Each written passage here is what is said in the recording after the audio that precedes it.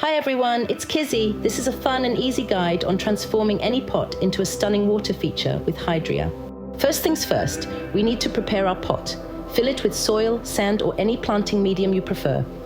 This will give our Hydria a solid base to sit on. Place the Hydria water pool in the soil, then fill with clean water right up to the fill line. Next, we're going to place the Hydria pump in the water pool, then place down the decorative tray. Now, for the fun part, decorate with a gorgeous Hydria mosaic. You can also use stones or glass pebbles if that's more your style. Ready to see it in action? Use the remote control to start the fountain. Oops, too high? No problem. You can easily adjust the water height up or down with the remote. How cool is that? Feeling adventurous? Try the cascade nozzle for a different look, and don't forget to play around with the LED light colors. They really come alive at night, creating a magical atmosphere. Let's swap the cascade nozzle for a Hydria fountainhead accessory. This one is the sea glass pebbles.